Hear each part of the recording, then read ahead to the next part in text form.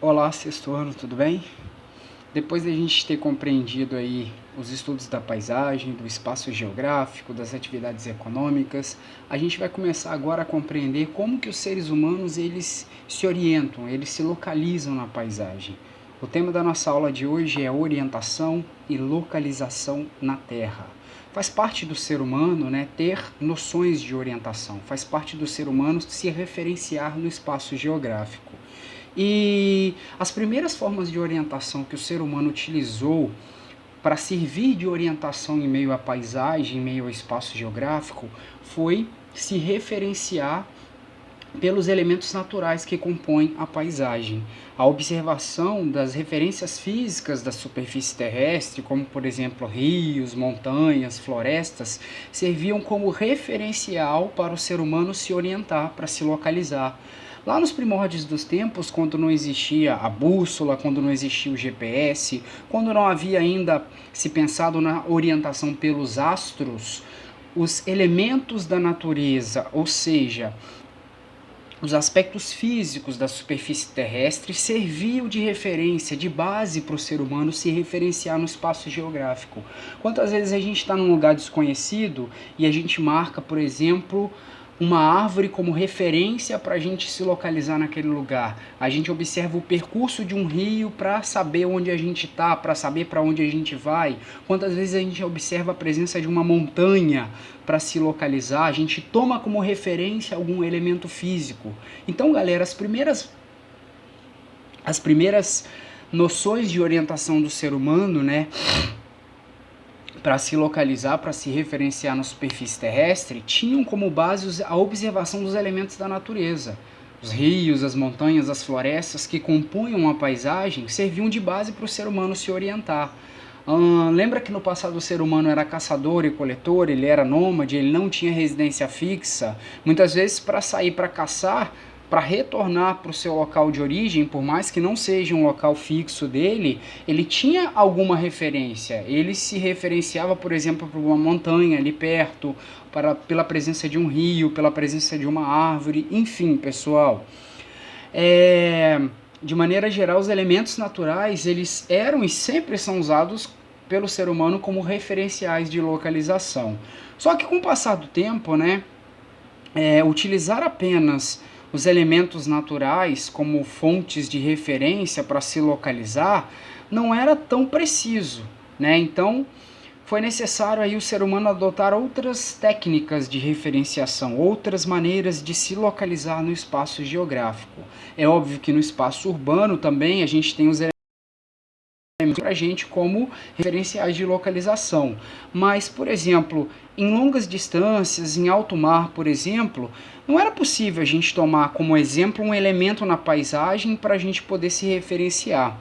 Foi a partir daí que o ser humano, né, para longas distâncias e tudo mais, para orientação em alto mar, o ser humano ele começou a observar a posição dos astros no céu, principalmente o Sol. E a partir do movimento dos astros no céu, o ser humano criou pontos de referência que passou a auxiliar os seus deslocamentos sobre a superfície terrestre. Eis aí um tema da nossa matéria inicialmente, que é a orientação pelos astros. Aquela história dos pontos de orientação que foram criados com base na observação dos astros. Todos os dias o ser humano observava, né, que o Sol, principalmente, ele aparecia na linha do horizonte numa determinada direção e ele desaparecia numa outra direção. E a partir dessa observação, convencionou-se, né, determinar essa direção como nascente, leste, oriente, é o lado onde o Sol nasce. E o lado oposto, onde o Sol se põe, oeste, poente ou ocidente. Foram criados, portanto, pontos de referência, pontos de orientação com base na dinâmica da movimentação dos astros. Esses dois pontos iniciais, né, determinados pela direção onde o Sol nasce, onde o Sol se põe,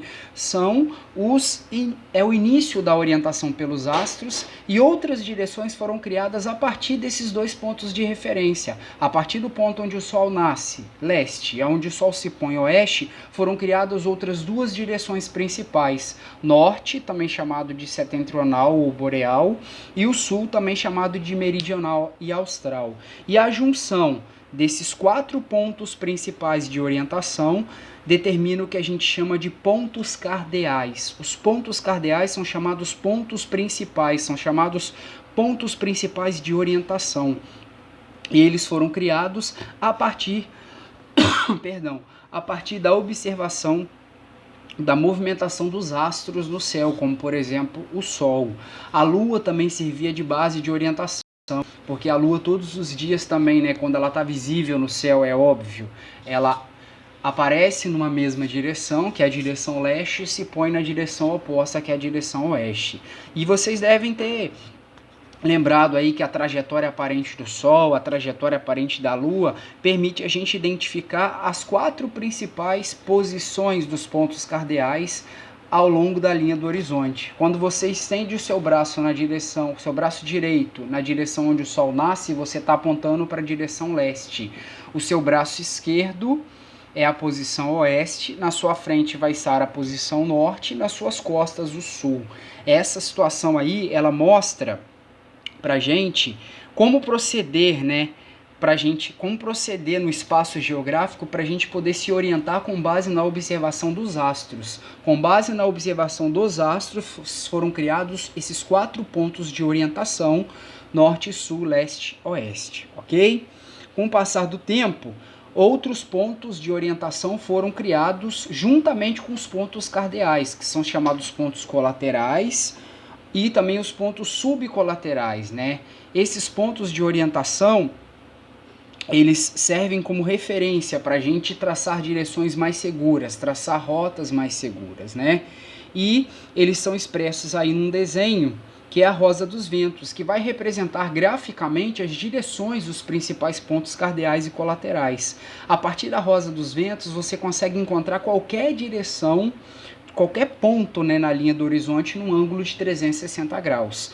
Nós temos aí a rosa dos ventos expressando para vocês as 4 direções principais dos pontos cardeais e também os pontos colaterais, que são aqueles pontos que ficam entre os pontos cardeais. Entre o norte e o leste está o nordeste, entre o sul e o leste o sudeste, entre o sul e o oeste o sudoeste, entre o norte e o oeste o noroeste, ok? Todos os mapas que a gente, em todos os mapas que a gente observa, né, para leitura, para interpretação, para fins de estudo, a gente vai sempre ver uma rosa dos ventos desenhada sobre eles, para poder indicar as direções para nós. Se você não observar a rosa dos ventos, você vai ver, por exemplo, uma setinha indicando para onde fica o norte. Qual é o objetivo, né? Possibilitar a gente se orientar de forma mais adequada. Nesse mapa aí, se vocês observarem, a gente tem a densidade demográfica do Brasil, da população brasileira. Nós vemos as áreas aonde mais se concentram a população brasileira, né? E a rosa dos ventos serve para a gente aí de referência, para a gente identificar as direções, para a gente se orientar. Com base aí nos pontos cardeais e colaterais, né, expressos na rosa dos ventos, a gente consegue observar que a maior parte da população brasileira se concentra na faixa leste, ao longo das regiões norte, sudeste e sul, beleza?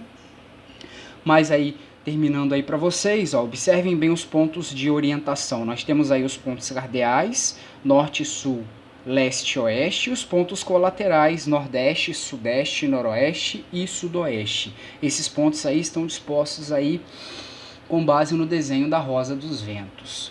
Com o passar do tempo, né, foram criados também os instrumentos de orientação. Destaque para a bússola e também o GPS, pessoal.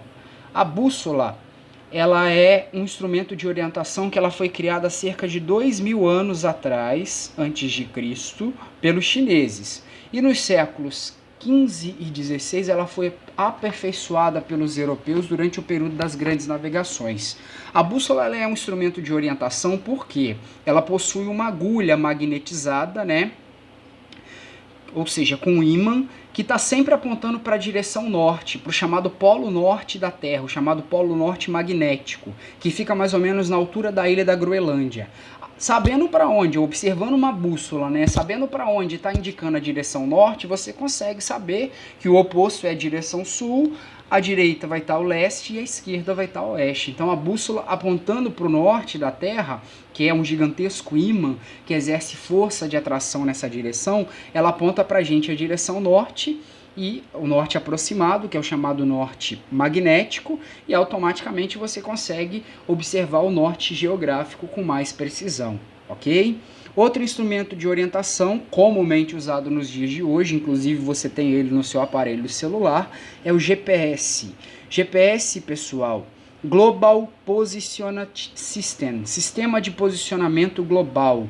É basicamente um software que recebe informações de satélites artificiais que estão em torno da Terra e que permitem a gente, com exatidão, determinar a posição de qualquer na imensidão da superfície terrestre. É óbvio, né? Por ser um software, por ser um mecanismo informacional, ele realiza diversos cálculos matemáticos, né, e com base nas linhas imaginárias dos paralelos e meridianos que a gente vai ver mais para frente, ele permite determinar a localização de qualquer ponto na superfície terrestre. Portanto, além da orientação pelos astros, né, que determinam aí os pontos cardeais, os pontos colaterais, nós temos também a orientação sendo realizada pelos instrumentos de orientação, nesse caso a bússola e o GPS. Ok, pessoal?